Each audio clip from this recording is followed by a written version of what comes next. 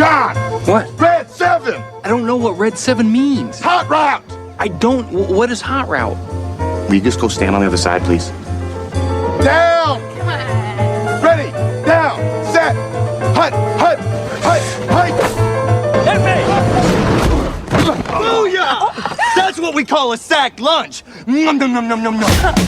It's time for the Soonerscoop.com postgame show presented by Eskridge Lexus in Oklahoma City.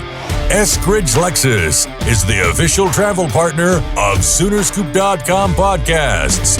Now, here's your road crew, Carey, Eddie, and Bob, wrapping up all the action and reaction from this week's game. All right, we are back. It is time for another edition of the Eskridge Lexus postgame show, brought to you by Eskridge Lexus in Oklahoma City, where the new TX is coming out. We're going to tell you more about that as we go along later on in the show. But we welcome in now Eddie Radosevich and George Stoya, who are in Dallas, have been covering the game today. The Classic, one of the greatest OU Texas games to ever have been played. And I wasn't there. I have a lot of fear of missing out, and it was highlighted today. But, man, what a show you guys got to see Oklahoma and Texas put on today. It was absolutely unbelievable. I mean, I never would have thought that we would have been able to see something better than 2021, and I think that we did today, Carey. I mean, they were definitely two different games. Georgia and I were talking about that on the way back to the hotel. As far as, was this game better than 21? And it lived up to everything. It was an incredible OU Texas, and one that I think people are going to remember for a long, long time. Well, and I think the difference is, George, it wasn't as poorly played as that 2021 game. I mean, you had massive swings. You had one team come back from an incredible deficit. This was a back and forth the entire way. And even when it seemed like Oklahoma had an opportunity to shut the door, they weren't able to. And then Texas roars back. And I've never seen that many momentum swings in an OU Texas game. As big as they are, I've never seen that many in one game. Two great football teams. Look, Texas is very good. That was my other takeaways. That they are a good football team. And for Oklahoma to respond the way they did time and again today, was spectacular. I mean, the defense, the fourth down stop on the goal line. I mean, the first and goal starting at the 1, unbelievable to come out of there with a goal line stop. And then Dillon Gabriel, nuts of steel. That dude was unbelievable today. He shut up a lot of people, probably myself included. I mean, think about the narrative coming into the season about him. I mean, the question we got over and over is, when is Jackson Arnold going to take over for Dillon Gabriel? Dillon Gabriel was spectacular today. That final drive is one of the best I think we've seen by an Oklahoma quarterback in a big game.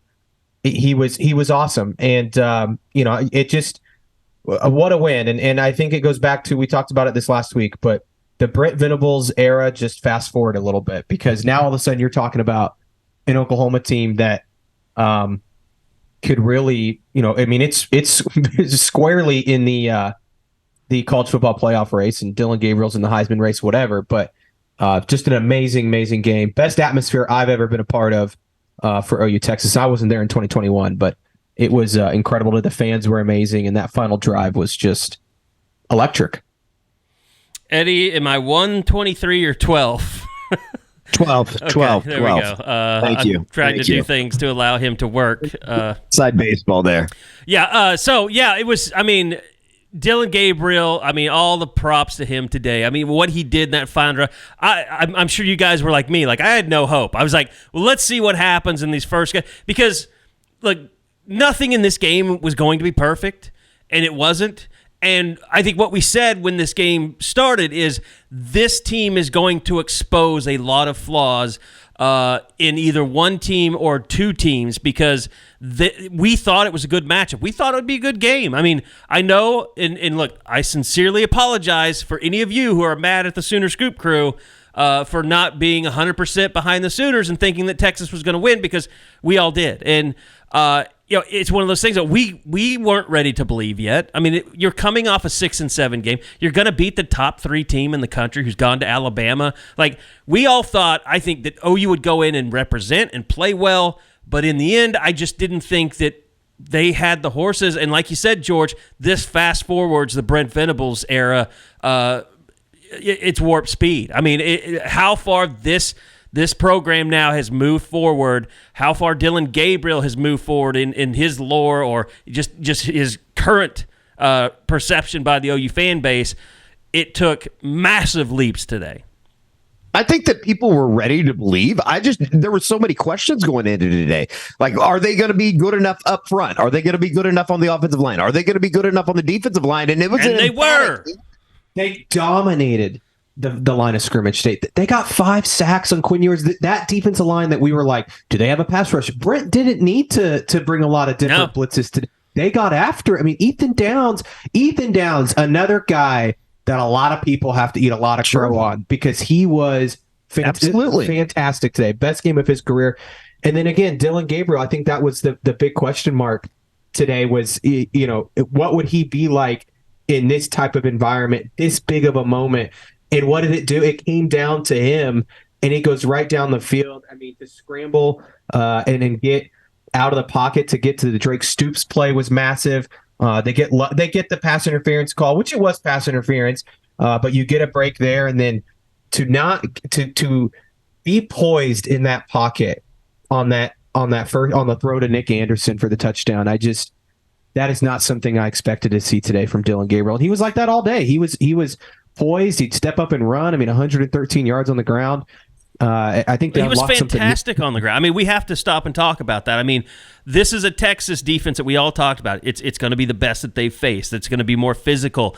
It's one of those games where you're probably a little worried, like, is Dillon Gabriel going to survive in this game if he pulls it down too much? But he not only survived, but he was a massive weapon for Oklahoma. I mean, leading all rushers. I mean, 113 yards. The next closest was Tawi Walker, who, George, congratulations. Tawi was the best back for the situation today.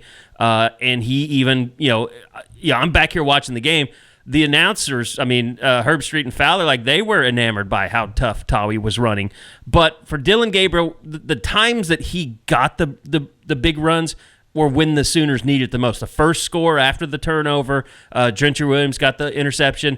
They take it down and score because of Dillon Gabriel's legs. Then the 44-yarder that was the kind of the final big run that he had, where he almost outran Texas. I mean, we've been saying this all year, guys. Dillon Gabriel is a better runner this year than he was a year ago.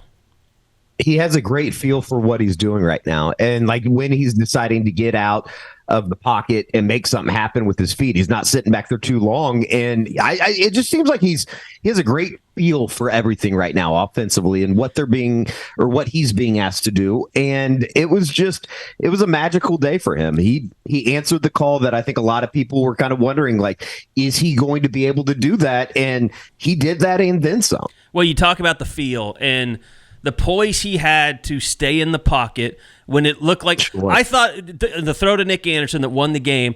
I literally thought when he jumped in the air to throw it that he was being sacked. And you're sitting there, counting down the seconds in your head, and you already had the halftime where they had to settle for a field goal. They went in I'm trying to think. I think they had 50 seconds, and then Tyler Guyton got the penalty that ended up being a runoff to take it down to 40, and he had the throw that was low to Tawi Walker that could have been a touchdown in that situation. But that was right before halftime, which, Carey, he's lucky in a way. Like, if he leads them and Tawi stays on his feet, good deal, touchdown. Right. If he would have caught that and then he stumbles. They don't get any points out of that. No, there's 2 seconds left after that play. But that was how punishing. That's how punishing that Guyton penalty was. I mean, they were sitting there with a minute left, and I'm like, are they going to score too fast? And then all of a sudden, you get that penalty, and you run a play, and then you got 2 seconds left to kick off. So they were to kick the field goal. So they were lucky. But that was the other thing, guys. Right before half, when Brent Venables starts using his timeouts, trying to get enough time to get down the field. and we can get into special teams, but the time management, clearly that showed that this staff took that very seriously during the offseason, and we talked a lot about Matt Wells on the headsets and wondering if he's a guy that really helps them with that. But that was just fantastic clock management before the end of the first half. Yeah, it was really good at the end of the first half. I will say, towards the end of the game, Brent screwed up and let a little bit too much time run off there when before Texas he called was the driving. timeout. Yeah, right before the third down, right? Yeah. Also, can we talk about? Seems to be a lot of people mad at Steve Sarkisian online for kicking the field goal there. I think that was the right decision. Dude, in this game, you take points when you can get them. Every point mattered. The way that OU's offense was playing at that point, I think everybody thought if they make this field goal, the game's over because OU wasn't able to move the ball. And also, if they did move it, they were going to have to get down to at least the 20 for Zach Schmidt to have any shot because he wasn't even close on the 45-yarder. So bad. I don't understand why some people are mad at Steve Sarkisian. I thought he made the right decision to kick the field goal there. And that's what kept them in the game in the first place, because if OU makes that field goal, they'll never tie the game. Right. And special teams, that's the other thing about this team. They were so bad on special teams today to recover after a blocked punt for a touchdown. That's so difficult to do in a game of momentum swings. I mean, for them to bounce back, what were they down 14-10 and they go right down the field and score to respond? Every time that this team has been tested or needed to go respond to do something, they've done it. I mean, and we're now halfway through the season in which there's a lot of opportunity out there. I mean, they're in the driver's seat now. Guys, real quick, on the scene, Trey Matire looked like a terrible injury, carted off the field, taken out of the stadium. McCade Matauer. I'm glad. Who did I say? Did I say Trey Matire again? God damn it! Yeah, Christ, that it wasn't. He would be showing his dick to everybody. Okay. McCade Matire. At least I can say his name right, Eddie. All right, you're gonna give me shit. I have to do all the right first. Well, I can spell it. I have to do all the lower thirds. Can you spell it?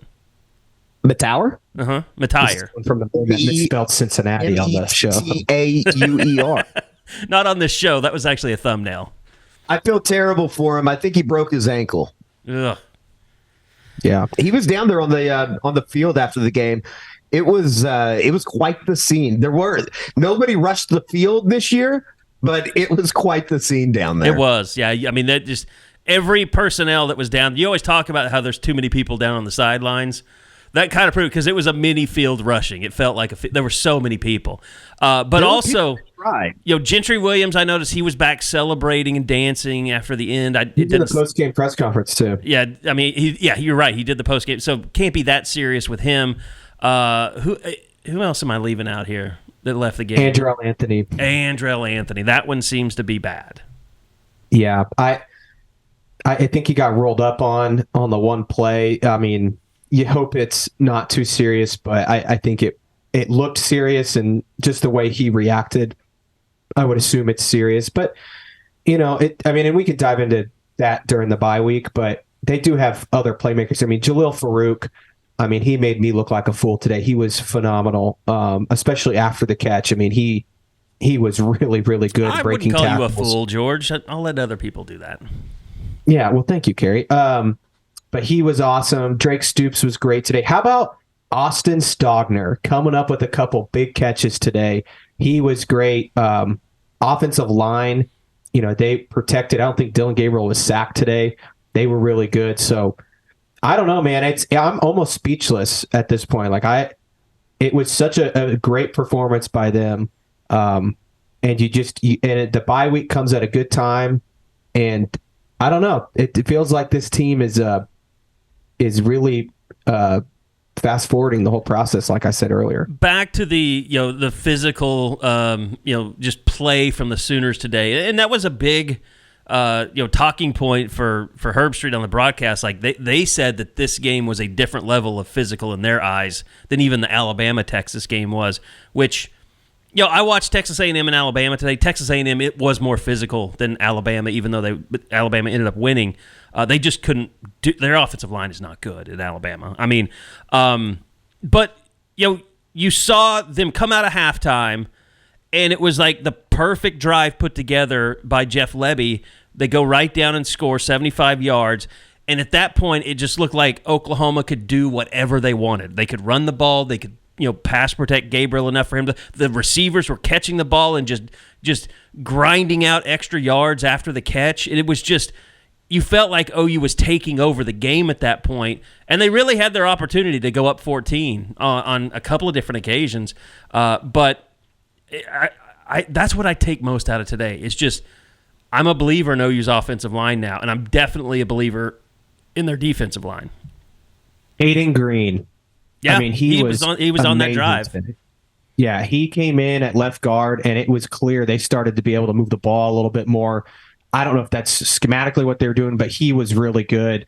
Walter Rouse, I don't know if you guys have gone back and watched that final touchdown. He took out two guys on that. Took out two guys, yeah. I mean, he was really good today, Tyler Guyton. I'm interested to see what they end up doing at right guard.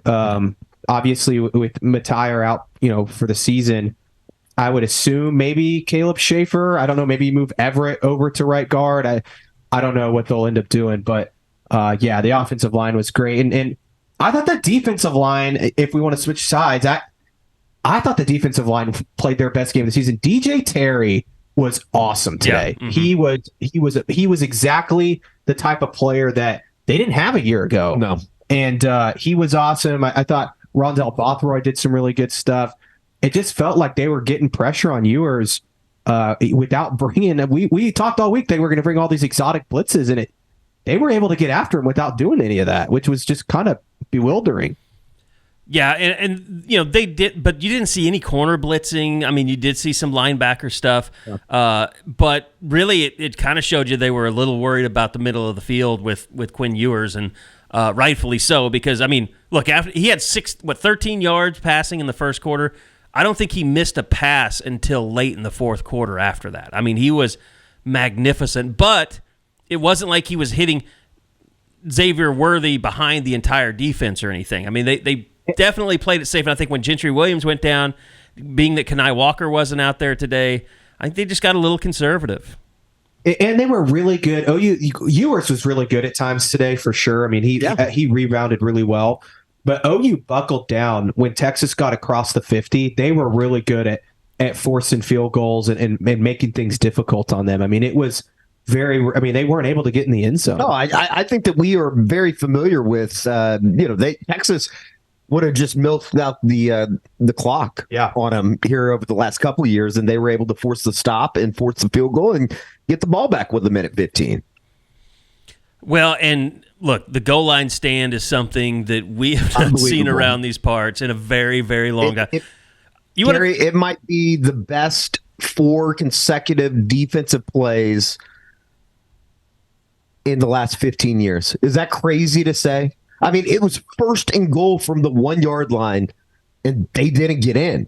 It was amazing. Kip Lewis. And Kip Lewis comes in off the bench and comes up with 2 incredible plays. No, Kip Lewis was the first one. The second one was, one of them was McCullough. He was the guy that made the stop. He was in on the third down The third stop. one. The second one.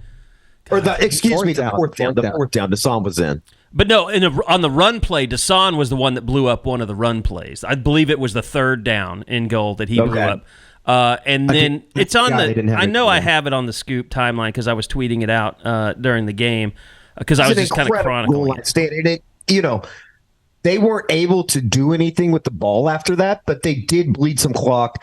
Tommy Walker breaks off the big run on the first play out of that series, and it gave him just a little bit of breathing room. It was Stutzman. Stutzman was the second one. So Kip Lewis, he just came in like a missile on that first down, blew it up. Stutzman met him in the hole and stoned him, and then McCullough fought through 2 blockers and got into the backfield and just blew that one up, and then he kind of dragged him, and then other guys kind of jumped on top. And then the fourth down, the pass play, it was secondary guys, and then some linebackers got in there. But I'll tell you guys, I know it's not always fun in the stadium with the replay situation there. They showed it a lot on television. I was really concerned that they were going to say that the ball hit the broke the plane before his butt, but it would have been exactly as his butt was coming down. They got it right, but it was never know with those calls. It's just like, if it went another way or somebody saw it a different way, it was totally, even though it was slow motion, it was almost a judgment call. I thought the officiating was good today, by the way.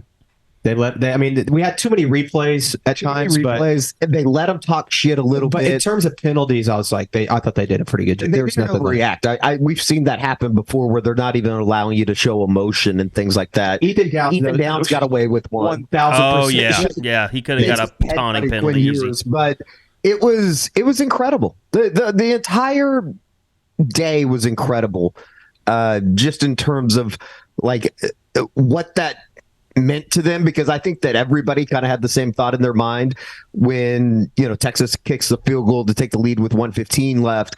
It would have been a day of just missed opportunities. It would have felt like you had outplayed them, and they just weren't able to get over the hump and win the game. I'm not gonna lie. I spent that last drive partially worrying about the business more so than watching the game. Like, oh God, are they going to burn down the corner? Like, this is really bad. This is a terrible way to lose, the Red River rivalry. I mean, it would have sucked for sure, but it would have. But here's the thing. I go back to this, Eddie. Like 9 games. That's what we're talking about. And you mentioned it right off the bat. Like this is kickstarted, not kickstarted, but it's or maybe it was you, George. I mean, this has taken this program to a completely different level with this win today. It's accelerated things. Yeah. It's accelerated things. And I just think that everything about that victory today was a true team win. Dillon Gabriel was incredible, but he doesn't do it without the defense. Everybody picked each other up at times. But then when you really, really needed clutch plays, they went to the 2 guys that are probably the most veteran out of any of the receivers in Jalil Farouk starting it off, and then Drake Stoops. Drake Stoops, then Jalil, then Drake. Here's the thing about trying to piece together what this team is and who they were. I mean, first off, you're coming off of last year, where we all know we got very excited after the Nebraska game, and then it all fell apart. Dillon Gabriel, we've all said, is he the guy he needs to be able to make a statement in a big game, and he hadn't had that chance. The bowl game last year, really, I mean, he played well in that, and it was a big game, so you felt pretty good about him moving forward. But like all these transfers, the way they've rebuilt this roster, like, you don't know. We didn't know that DeJounte Terry would be that good. On the interior, you didn't know how Jonah Laulu. I'm going to get in trouble. Laulu. Sorry, Jonah Laulu. Someone angrily DM'd me about mispronouncing that. But we didn't know how he would be on the interior. He's been really good. Ethan Downs, we gave up on him, and he's been one of their best players on the edge. It's not like you got to see. Like a PJ out of Borroway, like you don't get to see him from the very beginning and say, wow, he's going to be really good someday. Like this was mass substitutions of players. I mean, Andrell Anthony, we didn't know he was going to be this good. Like there's a lot of pieces that are having to come together for OU to be this good. And look, I'm here to celebrate it. I mean, I'm not here to say, oh, well, I'm not trying to make excuses for why I thought Texas won. I'm just saying you have to step back and realize how special this build of this team is, because Brent Venables and his staff have done a fantastic job getting the most out of them. 100%, Carey, and it's like all of our question marks coming into the season are now answered, and there's still a whole lot for this team to prove. I mean, they've got to go take care of business, and I saw the Kansas UCF score. I mean, that trip to Lawrence is going to be a big one, but I think that it's just the amount of newcomers making plays today. I mean, how about Peyton Bowen coming up with the big fumble, and the offense ends up going 3 and out right after, but that's a big play in the game, a big momentum, field position swap. I mean, he was awesome today. PJ on the Hail Mary at the end of the game, he's the one that gets the pressure. I mean, it's those things. It's like, man, if they can, and the way that they evaluated talent, obviously on the recruiting trail, has paid off, but even in the portal and going and get these guys. I mean, Deshaun McCullough had a good day. I thought he struggled at times, but he comes in and helps make the play on the 4th down stop on the goal line. He was awesome. I mean, it's crazy to see how many different guys are out there. And I think that there was a large part of the Texas fan base and even maybe some of the OU fan base, but there's a lot of people out there that were like, how much better could OU really be? And I think everybody was like, well, they haven't played anybody, but they proved today, man, that like the way that they flipped the roster, it's incredible. It's different. It's different. I mean, you almost. And Britt told us all offseason that he felt that this team was so much more improved. Yeah. And that he was just waiting for them to show it. And they showed it today. Well, phenomenal. Carey, remember when I got back to the Sooner Scoop offices on Tuesday, it was like Brent was in a really good mood. And I think we even made the comment. It's like he thinks that they can go compete and be really, really good. And that came to fruition today. They were incredible. Because at the same time, as good as OU was, I think Texas is a really good football team. I mean, it's weird. They're gonna play again. Yeah. If everything goes as planned, they're going to play again. I think the worst is OU could lose one team, one game. I think every team in the. I mean, look, I'm sitting in there in the office right now. I'm watching a 2-3 TCU play a 2-3 Iowa State. I'm watching a 2-3 Baylor team play a 3-2 Tech team. Kansas State got their heads handed to them last night by Oklahoma State. Like, who in this? We know Cincinnati's not that good. I mean, UCF has gotten embarrassed today. They made it look better than it was, but Kansas murdered them today. I mean, and then they gave up all those points to Baylor and lost that game. Like, I think BYU is about the only thing you have to worry about. And like you said, Kansas, if they get Jaden Daniels back, or is it? I get him confused with the LSU quarterback, Jalen Daniels. If he's back, that becomes a tougher, putt. But yeah, there's nobody stopping these two teams from playing in the Big 12. Their last 6 games, Oklahoma, the FPI right now, the lowest win percentage chance that Oklahoma has, TCU, 89%. They have a 60% chance to run the table per FPI. Here's a question. Does Brett Yormark hand out the trophy if OU and Texas plays in the Big 12 championship? I think Oklahoma and Texas should both refuse to go up on stage with Brett Yormark. We'll only go up with Greg Sankey. Greg Sankey did speak before the game today and said that he asked Brett if it was okay that he came to the game, which I thought was interesting. Yeah. He said he wanted to be respectful to Brett, but I don't know. It would be awesome. Well, yeah, Brett was like, I'm not going to that thing. Yeah, you can go ahead. The whole day was just incredible. 2021 was unbelievable. Like, the crowd was incredible. The field rush was nuts. I think after the Nick Anderson touchdown, it was just like, it was absolute pandemonium. By the way, and I don't know why that was this way today, but there is a very interesting stat about this game, which is Nick Anderson, 1 target, 1 catch, which I didn't understand why he wasn't in the game more. But man, that guy, he's turned into the new, but very talented Lee Morris. Just like when he touches the ball, you're putting 6 on the board. They definitely tried to get Jalil Farouk more involved. Yes. And I mean, he was. How about the direct snap stuff today? Yeah. That was they hadn't used the run game, the jet sweep stuff, any of that stuff at all much this year. So they break it out just for Texas, which kind of shows you what kind of a weapon they think that's going to be moving forward. How many QB draws did they run today? I mean, it was like almost 10 QB draws that they played. They basically said this is Dillon's game. Like, yeah, he's gonna if they're gonna win, he has to go perform. And I mean, it was kind of crazy after the game. Like, I mean, serious discussion about. And George and I had this conversation on the way home.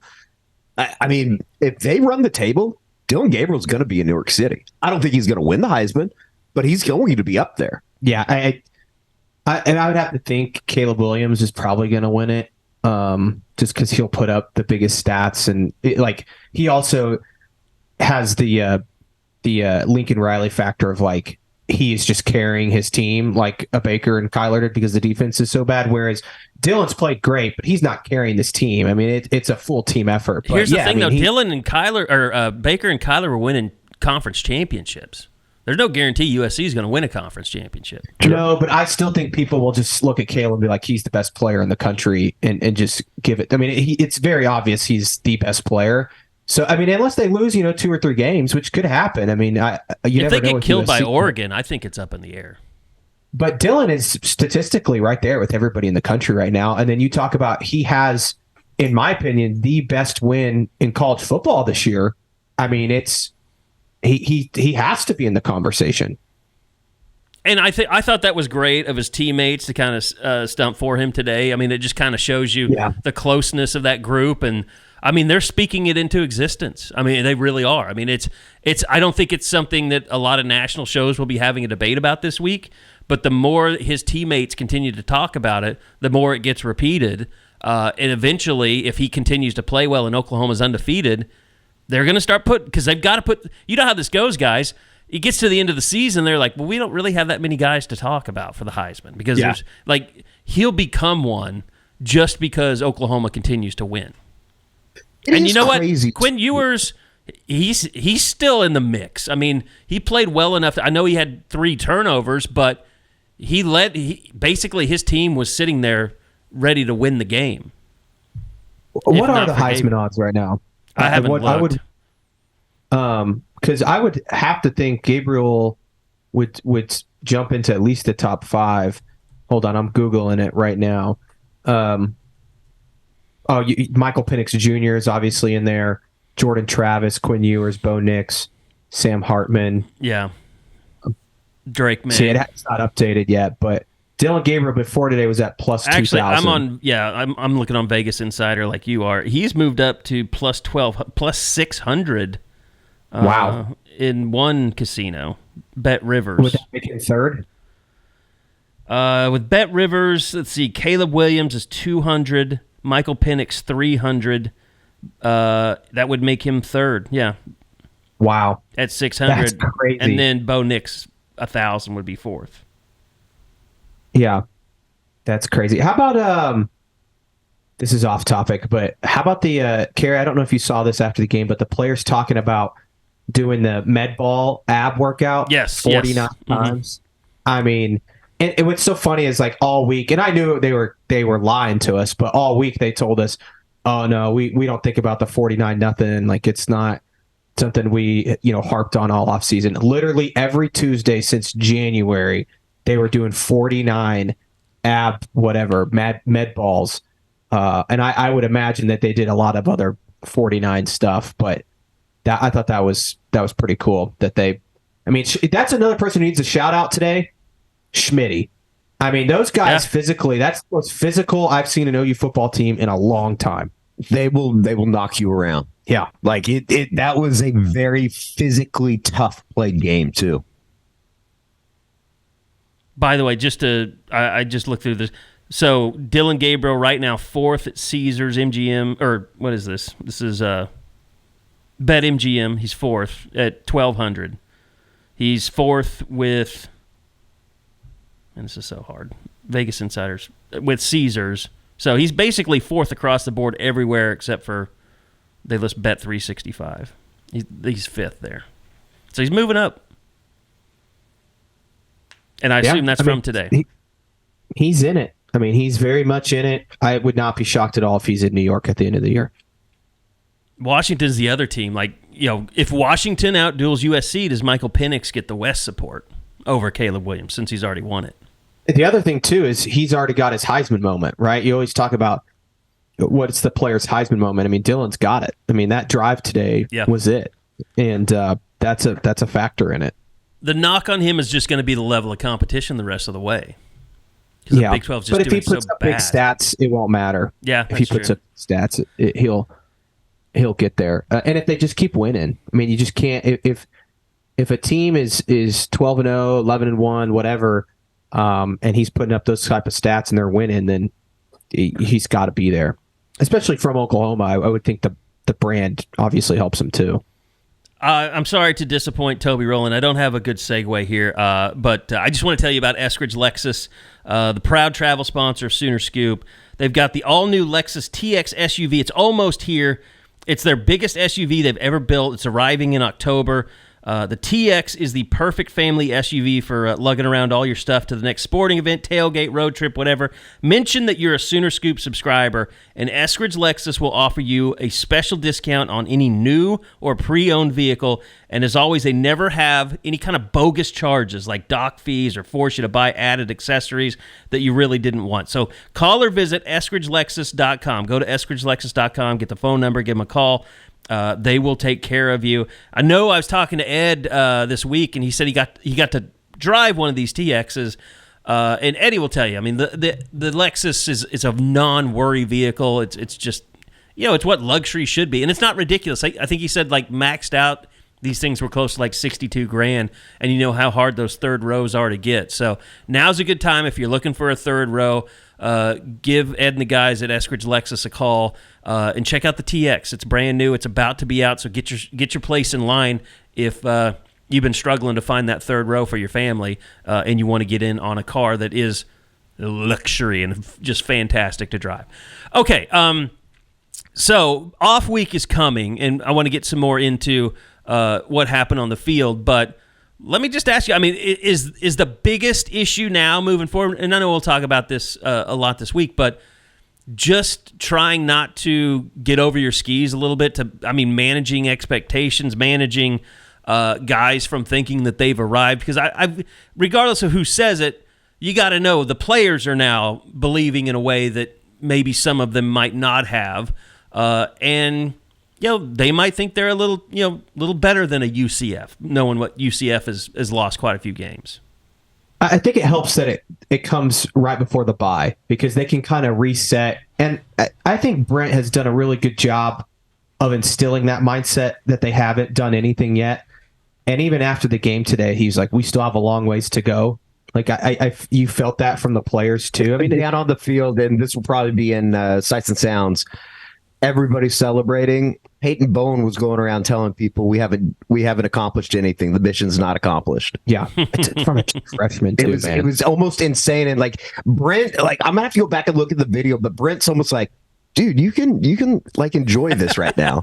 Like you guys just did something, and they did. Like you could tell the players were exuberant after the game. I mean, they were so excited. That they were elated, just in a way that.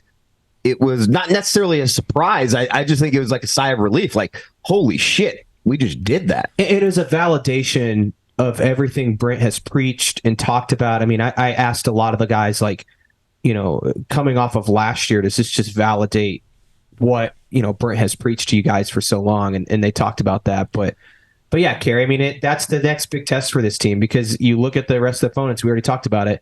They're going to be favored in every game. And the expectations just got risen a lot higher than what they were before the season, I think. And so how will they handle that, moving forward? It's going to be interesting. I just think the bye week falls in a perfect spot for them to enjoy this for a little bit, and then it's back to, preparing. And I also think UCF, it's a good opponent because it's like, I think Dillon will be really fired up for that game. Jeff Levy will be very fired up for that game. I mean, there's some personal stuff there too. I'm sure that they're excited about that opportunity. To me, this is interesting, George, and I know you were in Denver covering the Broncos last year, but I think Brent knows that there is a certain level of internal pressure that is relieved with this win over Texas, whether it is from administration or going to class every day, students on campus. Like, this program has been under such scrutiny, and even last year, and this is what I was going to say, George, like, you don't understand, like, Joe Castiglione would come into games, this is when things were going bad, and he would just sit in the back of the room in a chair. And I remember he came and sat right close to me, he and Larry Nafee, and they just sat in the back, and they watched the press conference, and he had a very upset look on his face, didn't say a word to anybody. Like, that stuff's gone for Brent now. He doesn't have to worry about his athletic director kind of sending a message without sending a message. And I think it holds the same for, he knows all these kids are on social media. I mean, like Dillon Gabriel, during the game, I'm sure you guys had people in your mentions saying, he sucks, get him out.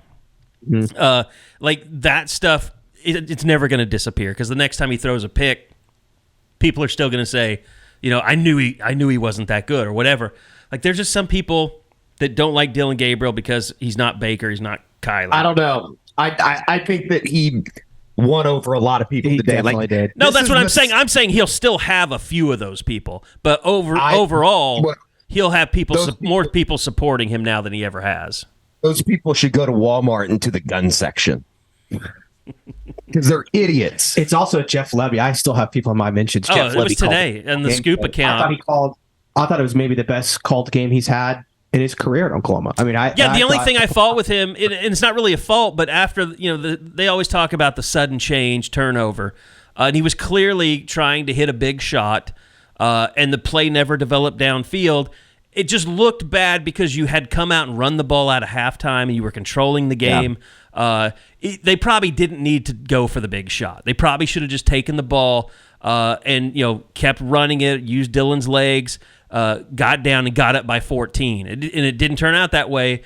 And as soon as Schmidt missed the field goal, I was like, okay, well, this is probably gonna turn quickly in another direction, and it did. So like the going for broke, and then the missed field goal let opportunity kind of open the door, and it took advantage. Yeah, and going back to your other point, Carey, about Brent, I thought it was interesting after the game. He was asked about the 49-0 loss a year ago, and he said, I think his quote was, "It was a total embarrassment for our program," and he took talked about responsibility for it. Yeah, and he took total responsibility. He said it was his hands were all over it, and to come back this year, he talked about how he would describe this year as proud of his group and the direction that things are going. And I thought Brent is not one to usually talk about himself a lot. Right. But he had an interesting quote today about he's always responded to adversity well. And a lot of the players, I think it was Peyton Bowen I was asking after the game, I asked about, just coming in as a true freshman, believing in what Brent's preaching and how this is a validation of that. And he said, Peyton was like, you look at his entire career, even going back to his early days in Oklahoma, and he's always bounced back from tough seasons or bad situations. And that has given them faith that he was going to turn this thing around. The amount of belief, I think, that if you didn't have in Brent Venables like a player on the team, I think today, just like you said, George, it validates everything that he's ever preached in terms of building a program, building a foundation, and then just seeing what the defense has done. I mean, it's obvious that he's a hell of a football coach.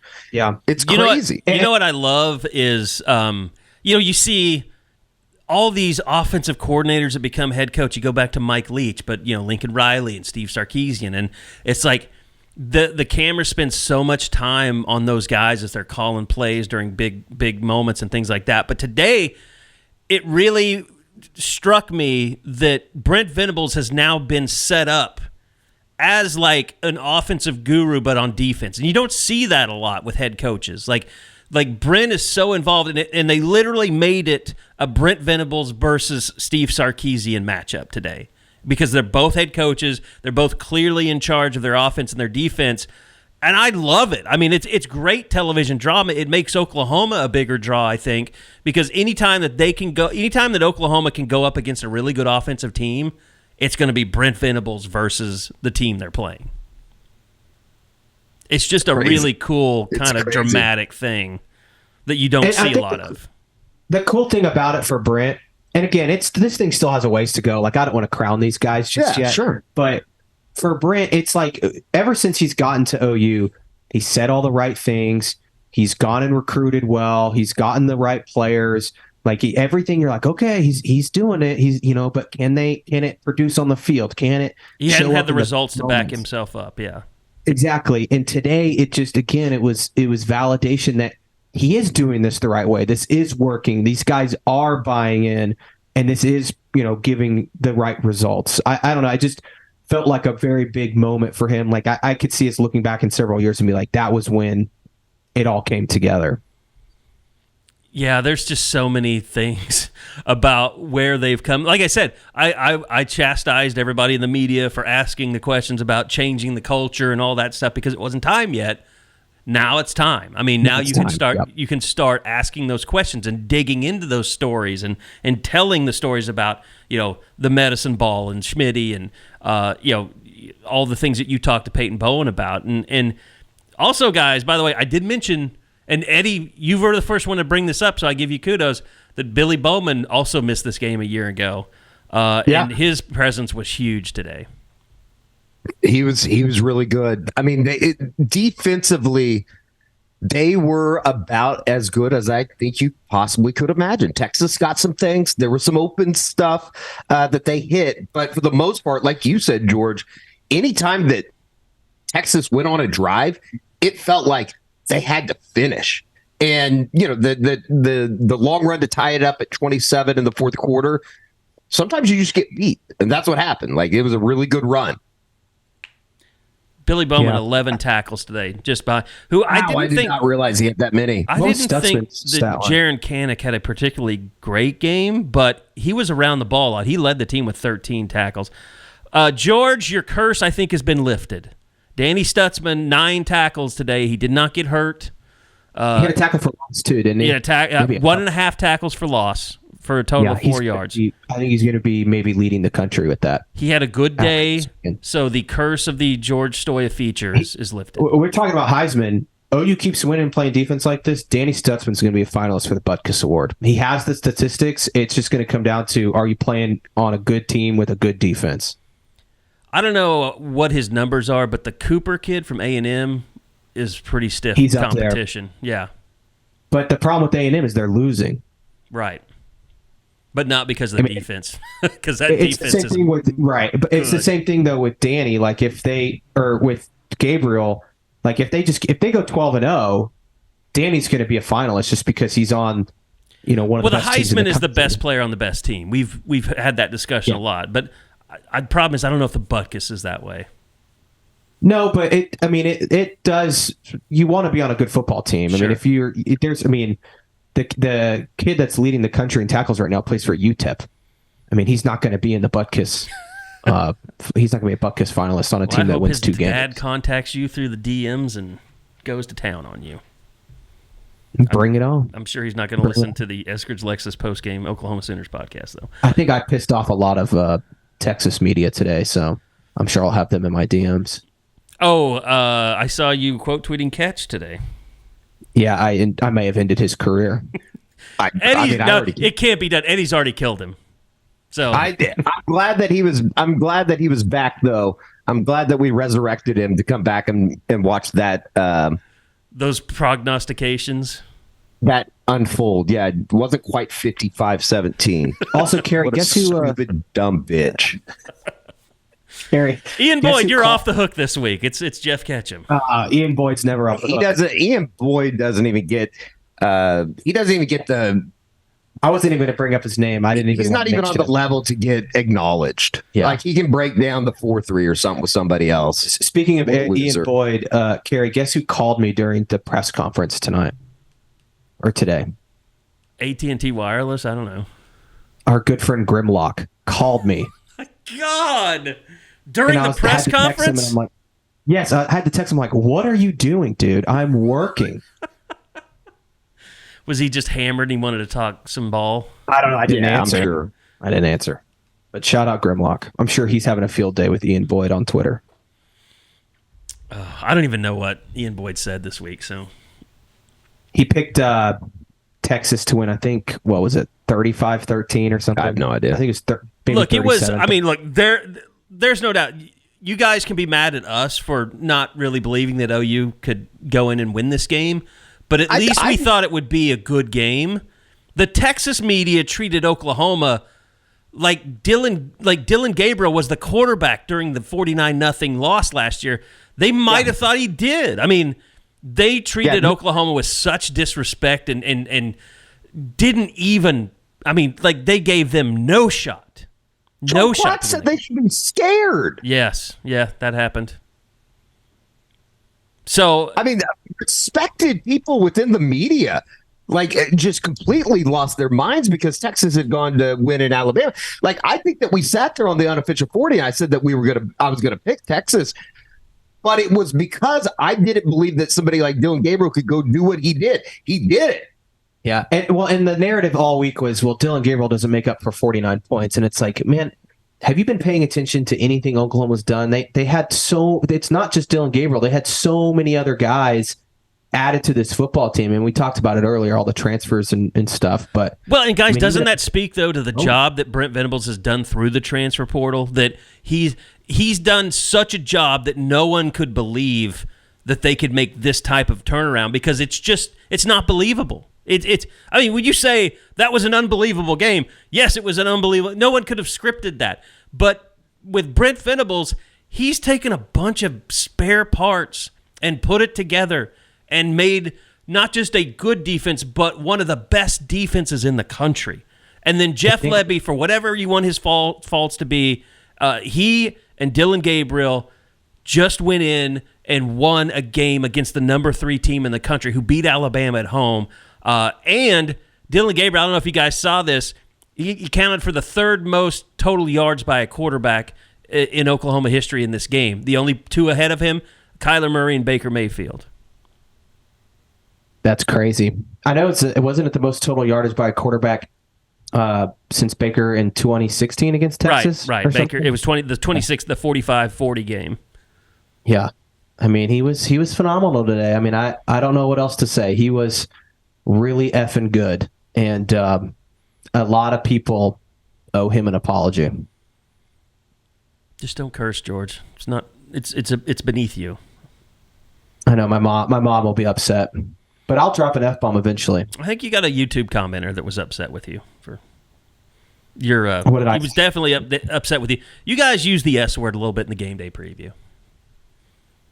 Oh yeah, but there was OU Texas, so yeah, it's OU Texas. I reported that to YouTube, so I don't know what your problem is. YouTube. Somebody got it mad because we said the S word. Mm-hmm.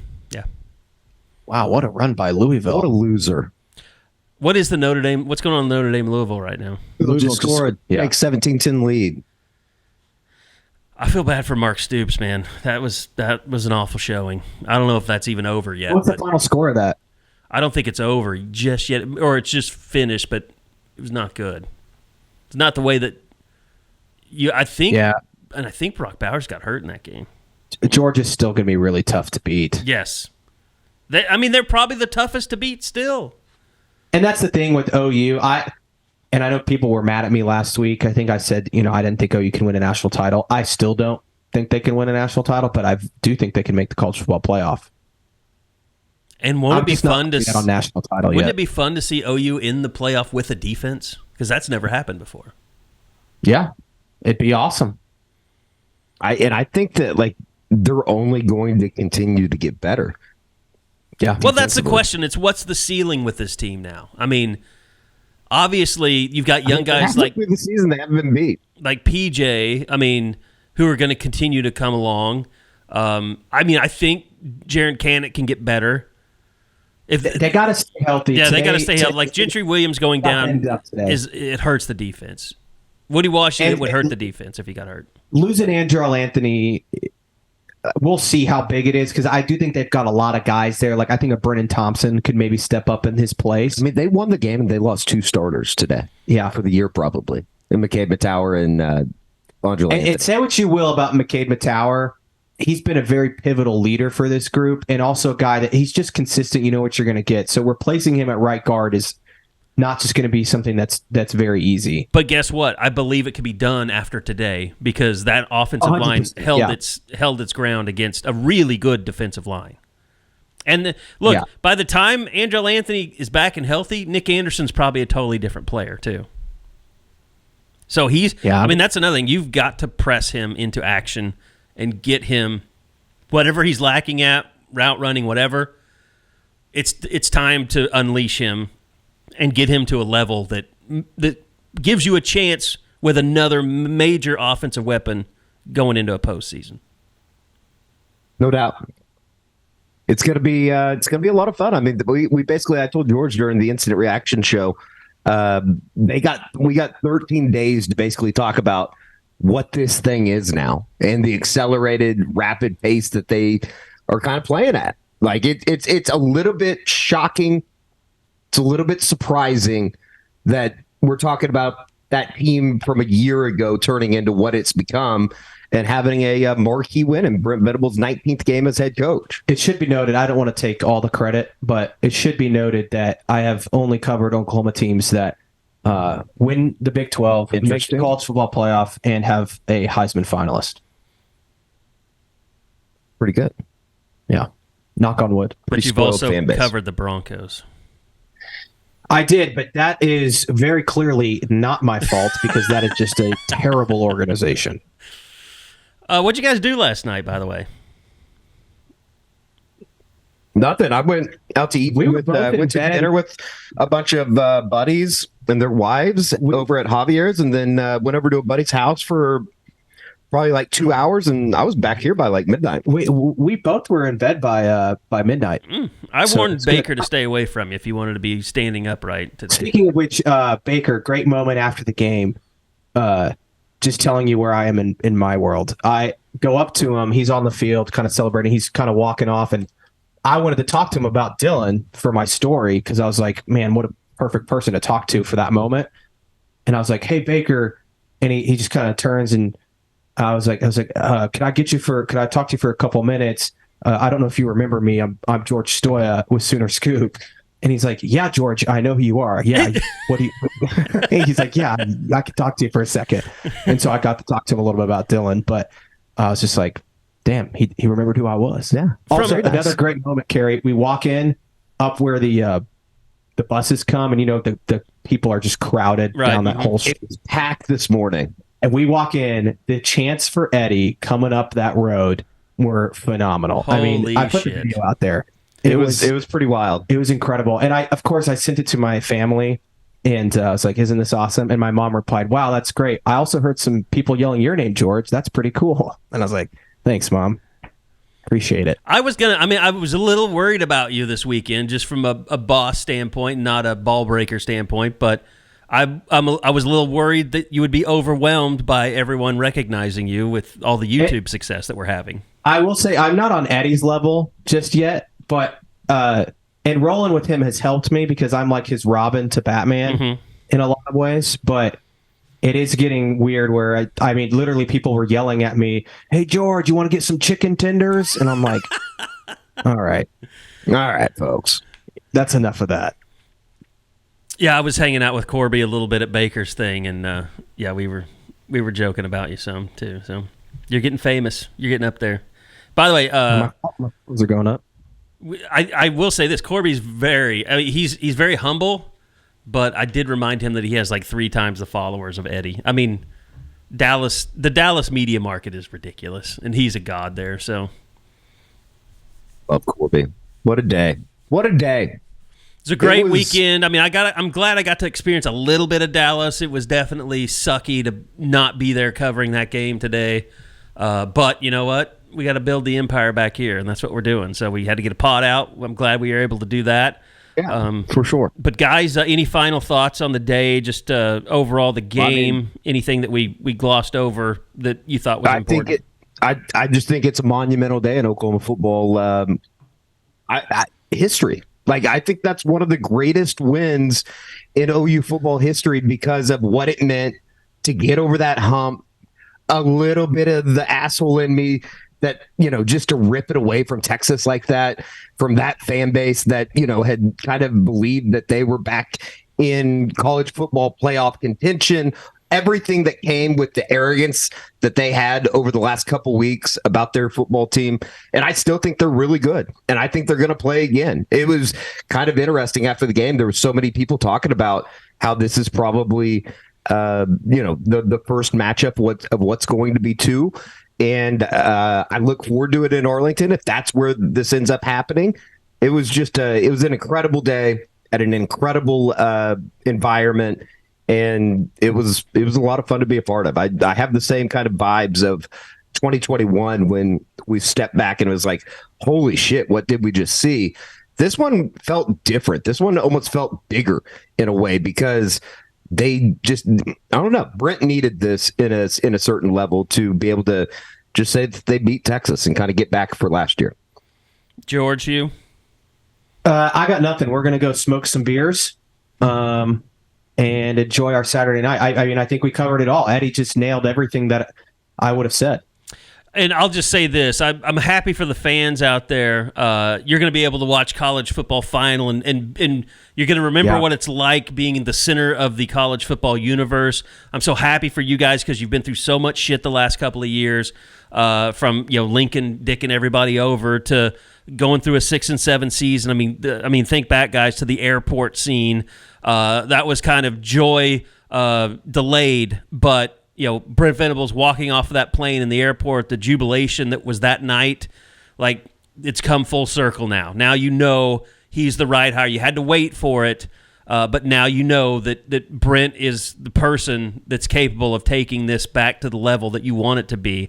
And we want you guys to come along for the ride with us at Sooner Scoop because you're going to be listening to this pod that might be gone, but 50% off annual memberships right now. Go to our Twitter page. We've got the link up there. But 50% off of annual subscriptions. If you've always thought about subscribing and just haven't pulled the trigger, do it. Do it now. You might not have a deal this good for a while. So half off a yearly subscription. It's running out on Sunday. So Sunday evening. There's no guarantees we can extend that. I might try and ask, but they told us they're shutting it off on Sunday. So if you want the deal, if you want to be a part of the biggest Sooner community out there, go to Soonerscoop.com and sign up for that half off of a yearly annual subscription only for new subscribers.